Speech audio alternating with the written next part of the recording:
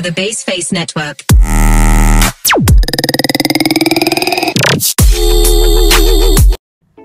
Halo semuanya, Assalamualaikum warahmatullahi wabarakatuh. Perkenalkan, nama saya Malia Putri.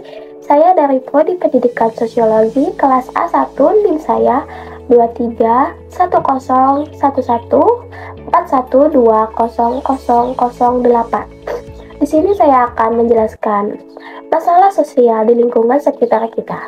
Selamat menyaksikan. Nah, teman-teman, sebelum saya menjelaskan dan memberikan contoh masalah sosial di lingkungan sekitar kita, nah, saya akan memberikan apa sih masalah sosial itu?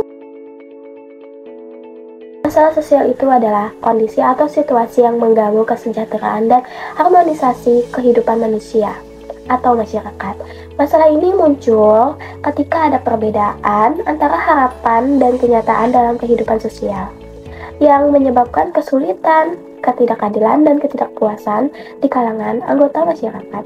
Setelah ada pengertian dari masalah sosial, ada pula faktor penyebab masalah sosial di lingkungan sekitar kita. Yang pertama itu faktor ekonomi seperti pengangguran, kemiskinan, dan korupsi. Yang kedua yaitu faktor biologis. Ini seperti masalah biologis yang terjadi di suatu lingkungan dapat disebabkan oleh berbagai faktor yang mempengaruhi kesehatan dan kesejahteraan makhluk hidup, termasuk manusia, hewan, dan tumbuhan. Yang ketiga yaitu faktor psikologis. Ini masalah psikologis sering sekali disebabkan oleh kombinasi berbagai faktor yang mempengaruhi kesehatan mental dan emosional seseorang. Yang keempat yaitu faktor kebudayaan.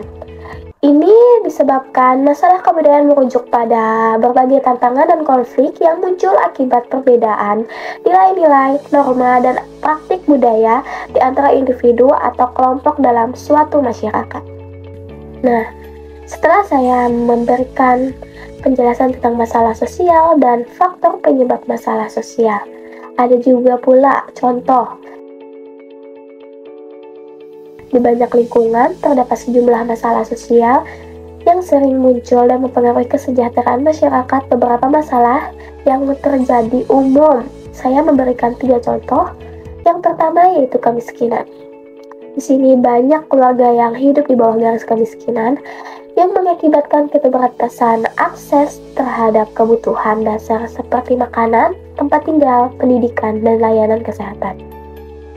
Yang kedua yaitu pengangguran. Di sini tingginya tingkat pengangguran, terutama di kalangan pemuda, penyebab banyak individu kesulitan mencari pekerjaan yang layak, sehingga berdampak pada stabilitas ekonomi keluarga. Yang ketiga yaitu ketidakadilan sosial. Di sini ketidakmerataan distribusi kekayaan dan peluang dapat menyebabkan ketidakpuasan dan ketegangan sosial.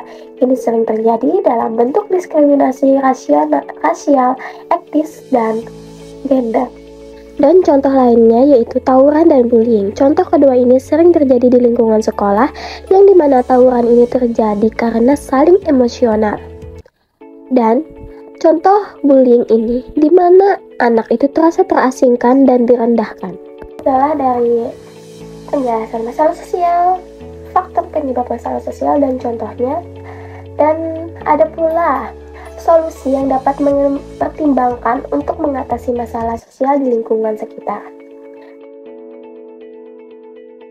yaitu dengan cara memberikan pelatihan keterampilan kepada penduduk setempat untuk meningkatkan kesempatan kerja dan kewirausahaan. Yang kedua yaitu mendukung usaha mikro, kecil, dan menengah UMKM melalui akses terhadap modal pasar dan pendamping bisnis. Yang ketiga yaitu memastikan akses yang merata terhadap pendidikan berkualitas untuk semua, termasuk program pendidikan informal untuk orang dewasa.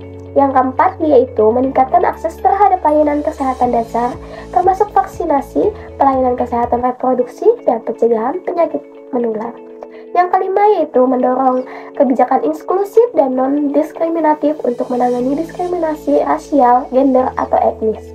Yang keenam yaitu memperkuat peran dan akses terhadap sumber daya bagi perempuan, anak-anak, dan kelompok marginal lainnya. Yang ketujuh yaitu meningkatkan akses terhadap air bersih, sanitasi, energi, dan transportasi yang terjangkau dan ramah lingkungan. Yang kedelapan yaitu mengurangi dampak negatif terhadap lingkungan melalui pengelolaan sumber daya alam yang berkelanjutan dan penanganan limbah yang tepat. Yang kesembilan yaitu mendorong partisipasi aktif masyarakat dalam perencanaan dan pengambilan keputusan yang mempengaruhi mereka. Yang kesepuluh yaitu membangun dan memperkuat jaringan sosial di antara masyarakat untuk mendukung saling membantu dan mempertukaran sumber daya. Ke-12 yaitu menerapkan aturan dan peraturan yang adil untuk melindungi hak-hak individu dan masyarakat. Yang ke-13 yaitu meningkatkan transparansi, akuntabilitas, dan tata kelola yang baik untuk mengurangi korupsi dan penyalahgunaan kekuasaan. Nah, teman-teman, apakah sudah tahu apa itu masalah sosial? Dan faktor penyebab masalah sosial, dan contoh dan solusi menangani masalah sosial. Selesai sudah penjelasan dari saya tentang masalah sosial di lingkungan sekitar kita. Saya pamit undur diri. Wassalamualaikum warahmatullahi wabarakatuh. Bye-bye.